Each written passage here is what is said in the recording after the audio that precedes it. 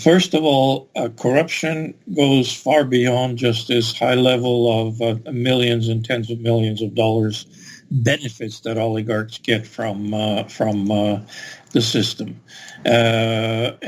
It's at the middle level of top level bureaucrats who take bribes because they still are able to influence business decisions.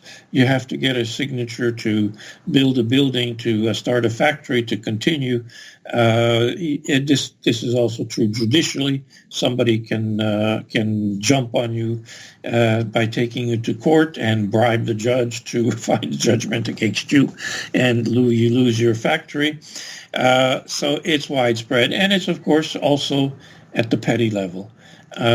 It seems like the petty level is petty because you're talking about $5, $10, $20, $100 for something to do with the police or with the university entry or grade or getting a clearance to add a new kitchen to your home or whatever.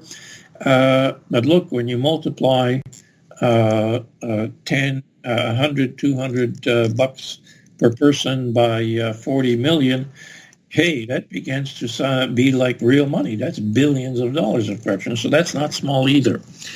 Well, it's I think too simple to just think of this as being an oligarch problem. Secondly, the oligarchs didn't just arise out of somewhere as evil spirits coming down with their harpy claws and grasping the Ukrainian nation. They arose because they were given the opportunities to play insider games economically and become rich where others could not, and others are not allowed to. We're not allowed to, and even today, a small, medium businessman has a far harder time getting started and continuing work than an oligarch who can, first of all, pay much bigger bribes, and secondly, sometimes not even pay bribes, just pick up the phone and talk to a friend or an associate who's under their influence. So oligarchs were created by early political decisions, especially on the economic side. This is what, as one of the things that I emphasize in the book. Well, how to deal with it now that once they are in place?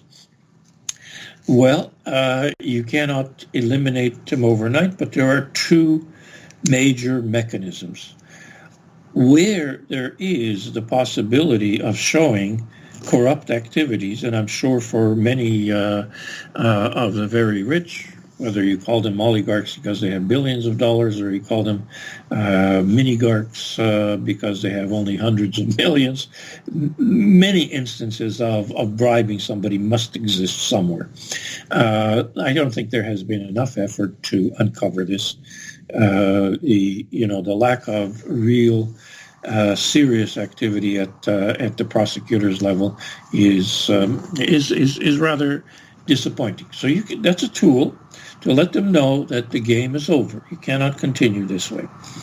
The second way to let them know the game is over is to allow small and medium business full freedom and equal freedom of doing business, and you get new competition. Okay? All right, somebody comes along and becomes a billionaire because of a privilege in Ukraine, or because of they come up with a great idea as a Bill Gates or Steve Jobs or something in North America. But look, very quickly they start getting competition from others. That's difficult in Ukraine. You don't easily compete with the big oligarchs because you will get mowed down by one or another of their mechanisms and influences through the government. The government has to step away and let small, medium business operate as it does in countries where there is a good business climate. That means it'll take some time before the oligarchs are forced into operating normally. But, look at Central Europe. It's not that there are no very rich people in Poland or Czech Republic or elsewhere. There are.